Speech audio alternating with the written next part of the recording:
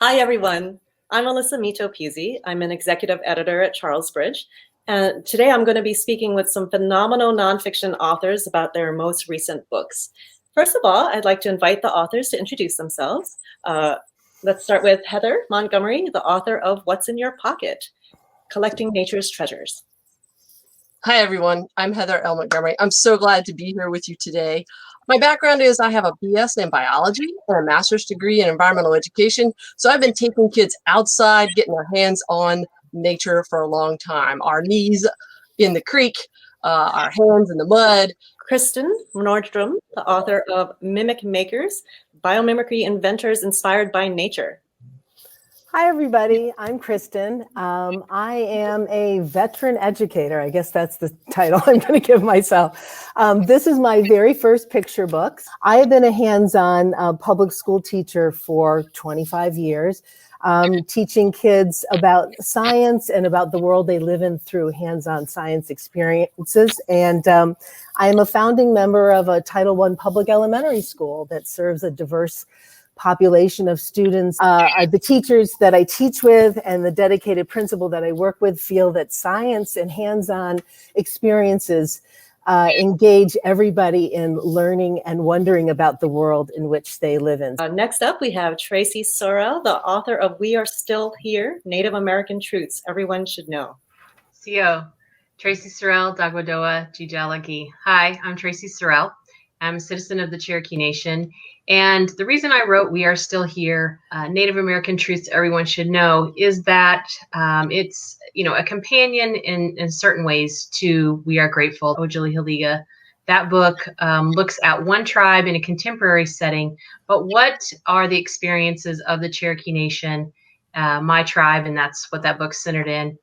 What are the experiences of Native nations within the United States across the board, and where do we disappear from curriculum and popular culture? And it's largely in the late 1800s, early 1900s.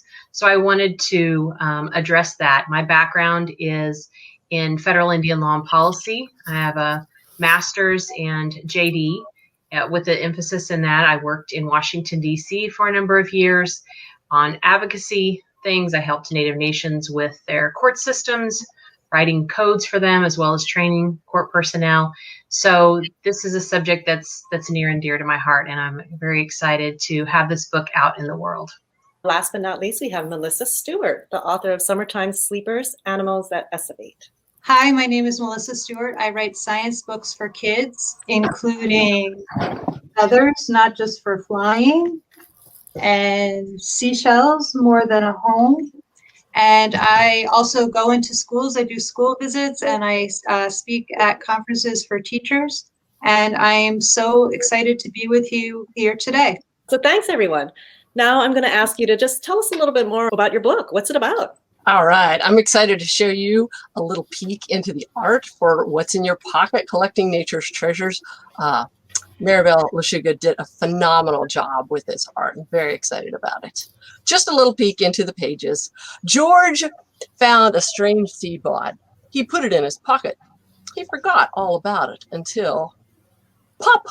Seeds exploded all over the room. After that, George had to empty his pockets on the porch. Nobody knew George would become the scientist George Washington Carver. So we see what happens to these curious young minds as they explore and do things that, aren't always the favorite of the adults in the household. So next, we have Valerie Jane, who loved worms so much she decided to take them home and put them under her pillow. Nobody knew that Valerie Jane would become Jane Goodall. And we also have Diego. And Diego was so passionate about little critters that for his mother's birthday, he boxed up one and gave her a gift of a living lizard. He would discover new species of frogs and lizards, etc. And one day he would get to name one after his mother. And then there's Bonnie, who, like so many kids, filled her pockets at the seashore and carried things home. She didn't know that she would grow up, even as a teenager, to make discoveries that changed science. I wrote this book because every famous scientist was once a curious kid, right? The thing is, throughout history, Kids have found all kinds of strange and wonderful things. They've made discoveries. They've changed the world of science. And every discovery started with just one little thing, often one little thing that could fit inside your pocket. And I want to ask kids, what's in your pocket? When I first read the manuscript, I was like, I have this kid. This kid is my kid. My son walks around with collections full of stuff in his pocket, random stuff. And it's so much fun to think about, well, what kind of potential is in there? Mm-hmm. Right? That's the amazing thing to me. The things that we don't know, they're hiding, lurking in their pockets and in their minds as they explore those pockets. Exactly. My book is about 10 inventors from different parts of the world who study nature, and they make a discovery and they apply that discovery to an invention that they think improves the world in some way and helps humans in some way. As a teacher, I went, hey, I study the kind of the conceptual core of biomimicry, which is I study and work with kids all the time about understanding structures and the functions of those structures in nature. Whether we're looking at an animal or we're looking at plants, we're always looking at it from a structure and function standpoint. So it seemed to me that biomimicry was sort of this wonderful extension of something we already study in our classroom. So I started just putting together all of these stories to tell my students. And they started to have really good questions. And I said, well, we've got to be good researchers, be good investigators. Let's find out the answers to some of your questions. And so one of my students had a question of about Eiji Nikatsu in Japan. He studied this bird called a kingfisher, and he studied the aerodynamic features on the kingfisher, and he applied those aerodynamic features to a bullet train. One of my first grade students said, well, how many tries did it take him to design the face of the bullet train, the nose of the bullet train? How many times? And so I said, oh, well, we can't bother him. We've got to research that, look that up. And we looked and we looked and we read and we read and we looked and we looked and we couldn't find the answer. And I said, well, we've learned so much about this man. We've learned so much about the kingfisher. We've learned so much about the project, and we still don't know the answer. And maybe it's time to see if we can find Eiji Nikatsu in Japan, and would he answer our question? And so we wrote an email to him through the Sustainability Institute in Japan. So it became this wonderful dialogue. And believe it or not, he said, one day I might come and visit you. He came and he spoke at my school to all of our grade levels, K through 5. And he also went to the Otis School of Design, and he spoke at Cal State Channel Islands, again, all through the generosity of the Japanese Foundation. So that is really the genesis of the book itself. Thank you, Kristen. Yeah. And I just love that the book is, based on your real classroom experience with kids, and this is how you teach biomimicry to your kids, Yes, yes. We are still here. As I mentioned earlier, that's a companion book to We Are Grateful, Ojali Haliga, whereas the first book is designed for young people ages 4 and up. This one really is for upper elementary. So it starts 7 and up because of the terms and the topics, etc. What you see here are Native students who are representing and carrying a number of flags from Native nations. That was one way we could integrate the number of tribes that we have nationwide, which is 574 federally recognized tribes. They can't all be represented in the book. We wanted to show just some of the variety. This is the opening spread. You see Native children, their families, community members coming to the local school for Indigenous Peoples Day presentations. And one of the challenges, with writing nonfiction is, especially when it's covering well over 100 years of history and laws and policies, how do you present that in a way that's going to be engaging? And so thankfully, being partnered again with Frenae, she brings wonderful research skills and detailed, colorful art. We talked about, who are the students that would actually be learning this material now, which, as I said, we're largely invisible in the curriculum. But there are tribal schools that have this curriculum. They've created their own. There are publicly chartered schools that serve predominantly Native children. They're going to be learning this information. And I'm familiar with several of those schools. So we set it at one of those schools. Like, why are we starting in 1871? Well, that's when the United States says we're ceasing making treaty making with tribes. Does that mean diplomacy stops? No, it takes on new forms. But I wanted to give folks some context, our readers context for that. At the same time, also introducing, how this project started, right? These students are giving presentations, but it started with the assignment. And so these are the 12 topics that young readers will see on the whiteboard with the students that are assigned to them, and they're getting started on their projects. The very first 2-page spread is a student's presentation about assimilation.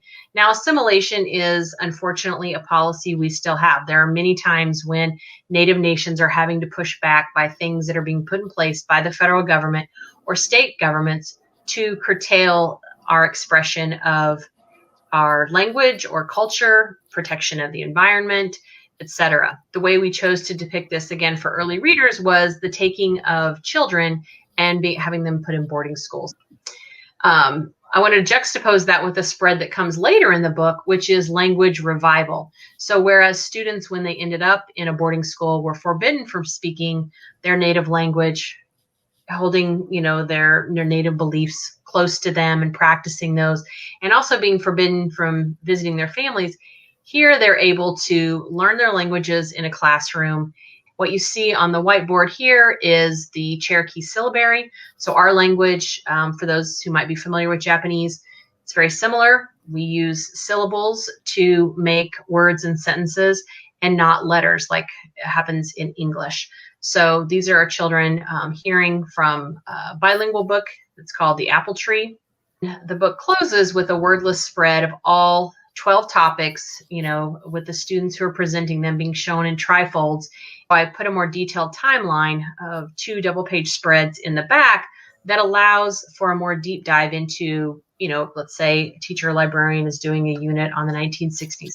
Well, what are kind of those high-level issues or policies or things that are going on during that time? You can look at the 1960s and see that. Thanks, Traci. The first time I read this book, I was just amazed, and I learned so much. And every time I read it again, I learn so much more. So summertime sleepers, animals that estivate, it talks about estivation, which is the opposite of hibernation. Hibernation is animals that sleep or rest through the winter, and estivation is animals that sleep or rest through the summer. And so this is a more newly discovered animal behavior, which is why a lot of people haven't heard of it. And I'm excited to be able to bring it to young readers in this book. I'm going to show you a few sample spreads. Here are some of the animals that are included in the book. There's about a dozen of them. They're from all over the world, every different habitat you can think of. And one of the great things that illustrator Sarah Brannon brought to the book was this idea of sketch notebook pages, where all the main art shows the animals that are sleeping or resting, but to be able to see them in their full, vibrant glory and in their active state. You can see that in the sketchbook pages, and you can also learn a few more facts about the animals in these sketch pages. Here's another sample spread. So you can really see that it's an integration between the art and the text and these terrific sketchbook pages. Once you pick your topic, how do you go about researching the book? I mean, what did your research process look like?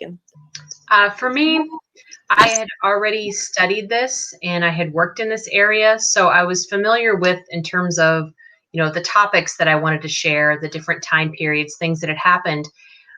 But when I actually started researching it and trying to figure out how that would work for young readers, I knew that I couldn't cover all the contemporary areas that they might be familiar with. And so I really just tried to focus on what is going to give them that 25,000 foot level and entice them to do further research. Part of the origin for this book came from editors who kept asking for picture book biographies. And I'm a science girl, and history and biography doesn't always appeal to me, but that's what folks were wanting. So I was like, okay, give in, go and read a whole bunch of picture book biographies. So that's really where my research started.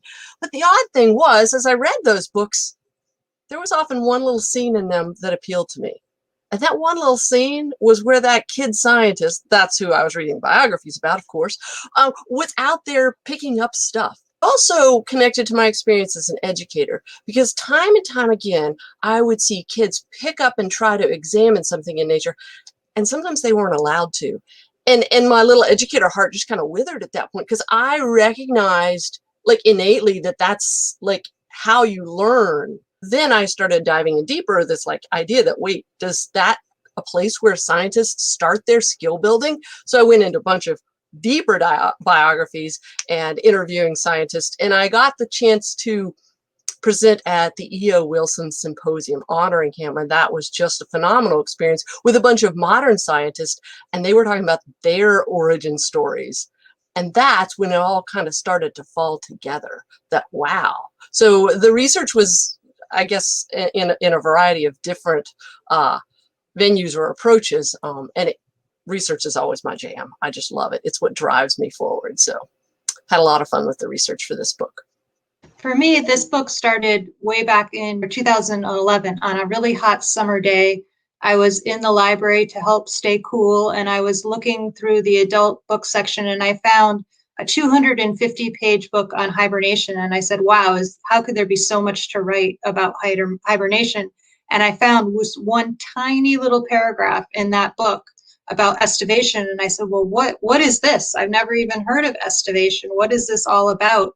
I started to find some research papers, and then I went to the resource section of those different papers, and I found more papers. And so that was kind of a treasure hunt, looking from one scientific paper to another, because there really wasn't any general writing on estivation. It was a newer concept. And so that chain is sort of how I did the research for this book. But the thing that really kind of kept me engaged and enthusiastic about this topic for all those 10 years is my nephew, Emil.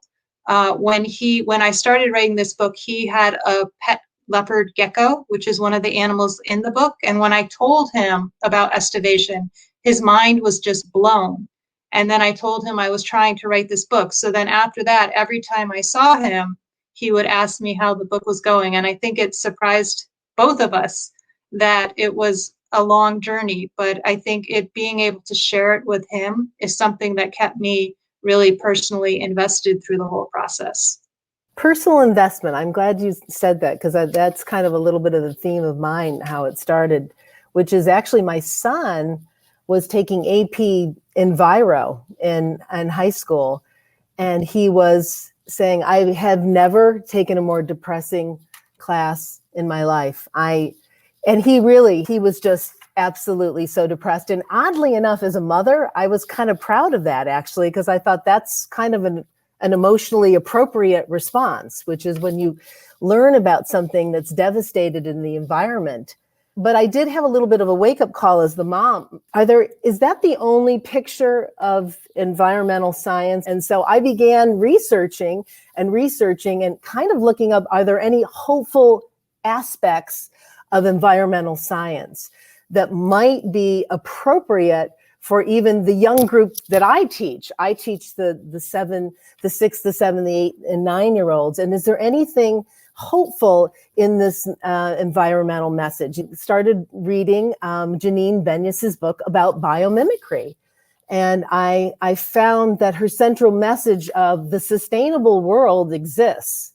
It's a very big topic with lots of different dimensions to it, but it did start out with me doing my own research as a parent.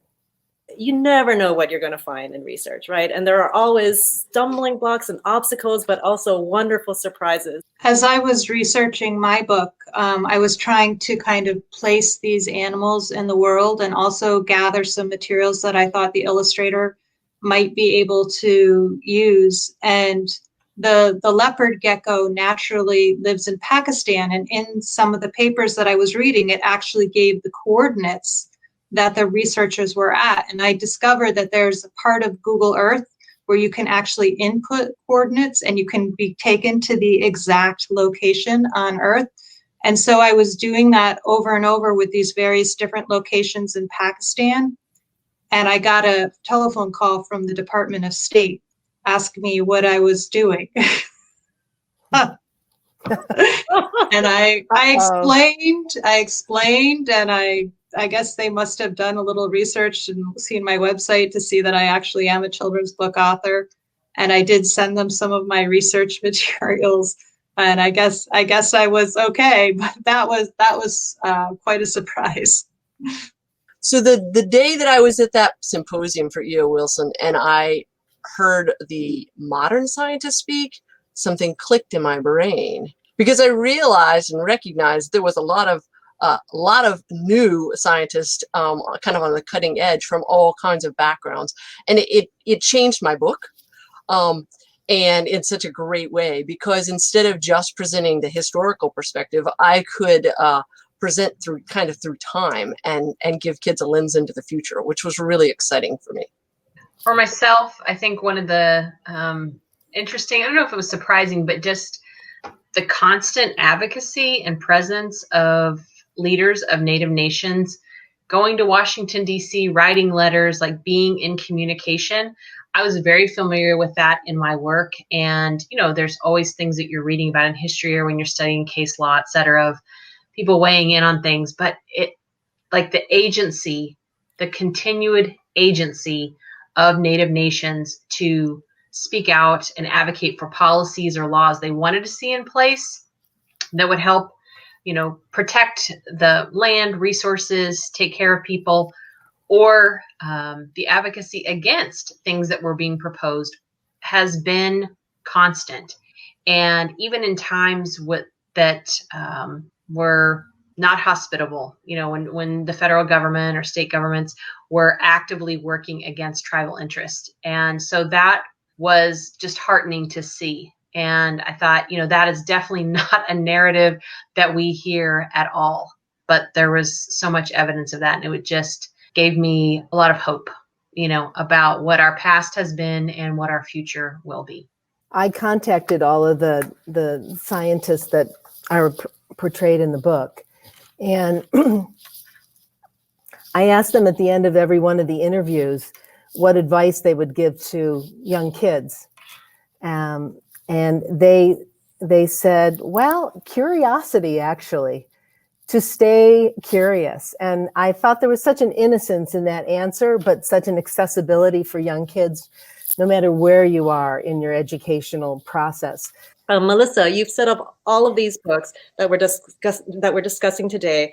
I love that they're all list books with an expository writing style, but each one is framed in a unique and distinctive way. So could you please unpack that a little bit more? What is a list book and what is expository writing? There are two nonfiction writing styles. There's narrative nonfiction, which tells a story or conveys an experience.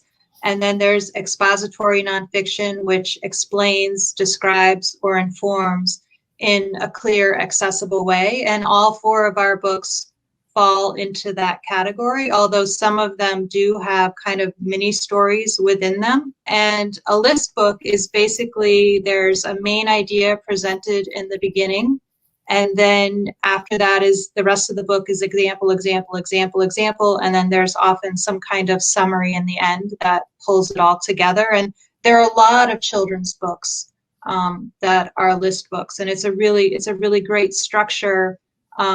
If you're writing expository nonfiction, often there's an additional structure that's kind of placed on top of that, which is what all of us have done in these books.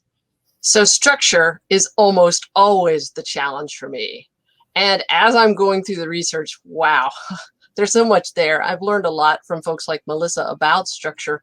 And as I was sorting through this material, I was like, a book about kids who find things and pick them up and put them in their pockets, awesome, but that's not really a book. So I started sifting through the behaviors and looking at what the patterns were.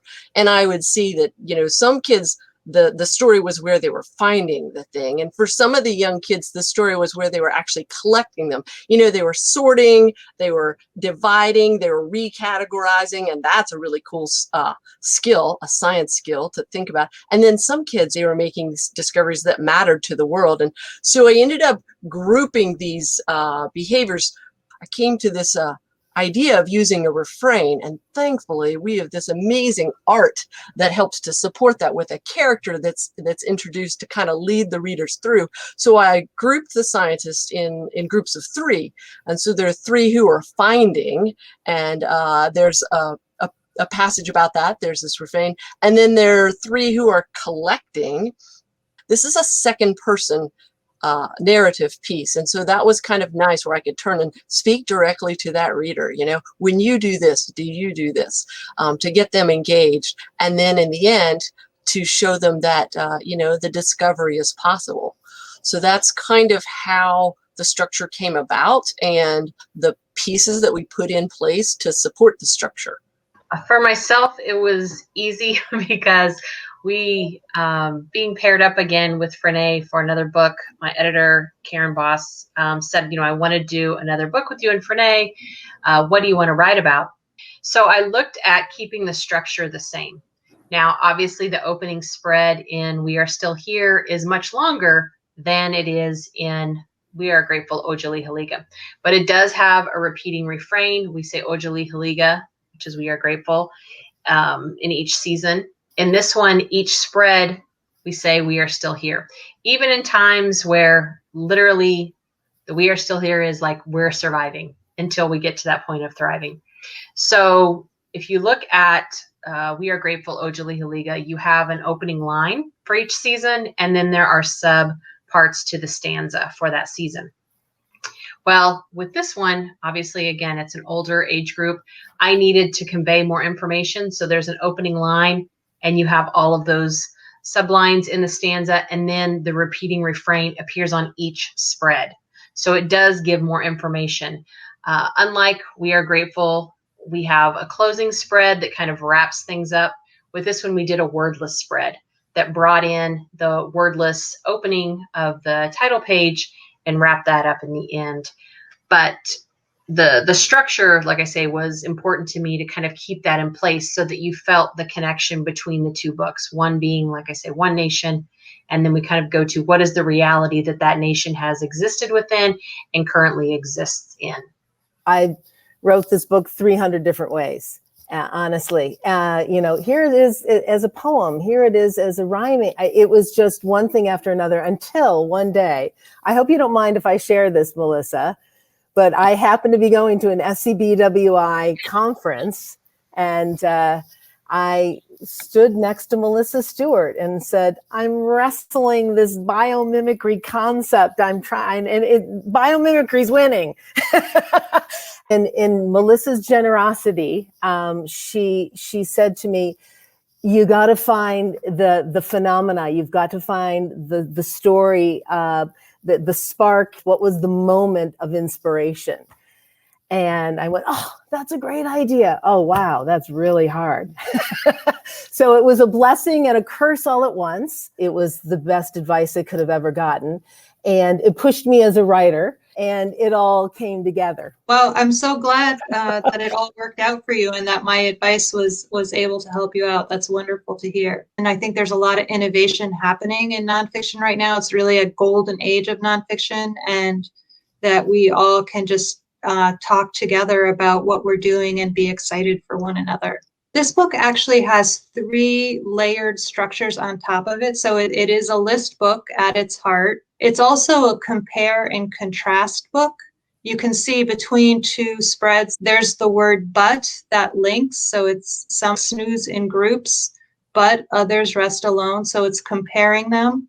But it's also an opposite text structure. So there's the first, I'm looking at something in groups, and then I'm looking at something that's alone. So in addition to compare and contrast, it's also looking at things that are opposite. And if you continue to read through the whole book, you'll see that that pattern continues, that every 2 spreads that are next to one another are looking, they're juxtaposing 2 things, that are opposites.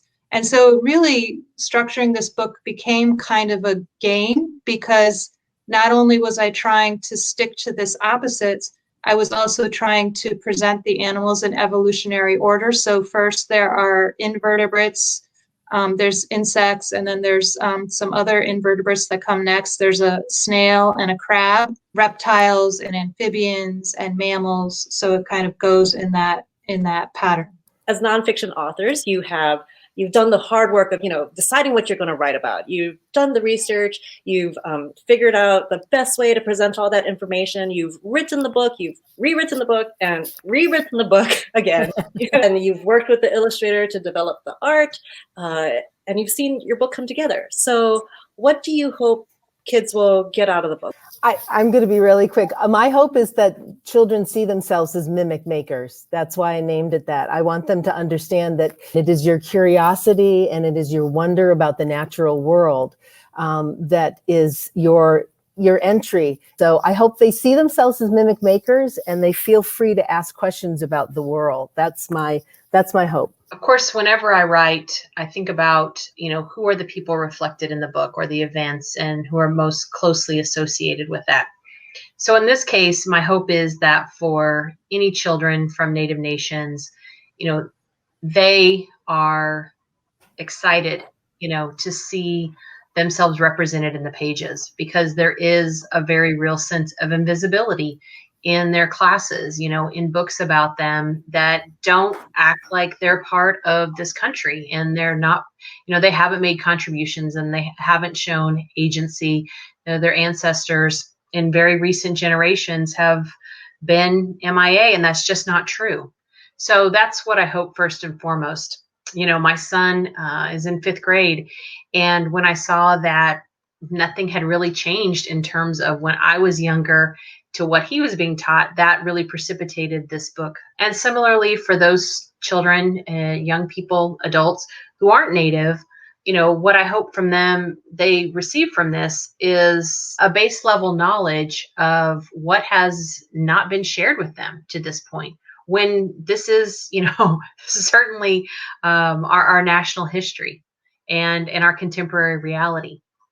Just because you haven't seen it on the page doesn't mean it doesn't exist. It doesn't mean it didn't happen. So my hope is that the people feel like they can do a deeper dive, as Kristen said, that their curiosity's piqued and they want to know more. And so they're going to seek out, more knowledge about any of these topics. So I think I've written this book for both the adult reader and the child reader, because as adults, I know when we're outside with children, some of their habits are a little less than convenient, and we're inside with children and they decide to shove it all under their bed, as Canopy Meg, one of the scientists, did. And how it can be kind of chaos. But I hope that that this book will help us remember and recognize that those little habits are opportunities for growth and skill development. And I hope that the young readers will understand and see possibilities, from their curiosity, their observations, and their pocket clutter, that they can see that in a new light, and they could see future opportunities from within that. I'm going to kind of piggyback on what Kristen said, is that for me, the book is about discovering an incredible animal behavior. But just in terms of my larger mission, in terms of all my books, it's really about sharing the beauty and wonder of the natural world with readers of all ages. And I really feel like if one of my books, inspires a child to chase after a butterfly just to see where it's going, or to look under a rock just to see what's there, then my job is done. Thank you, everyone. I just love all of these books. I find them inspiring and fascinating, and I think kids are going to just gobble them up and want to know more. Like Melissa said, we are living in a golden age of nonfiction. I love editing nonfiction because it is a changing and evolving field, and innovative writers like you, like the four of you, are really changing the field and finding new and exciting ways to introduce kids to the world. So thank you all for being a part of that and helping to push nonfiction forward. And thank you for joining us.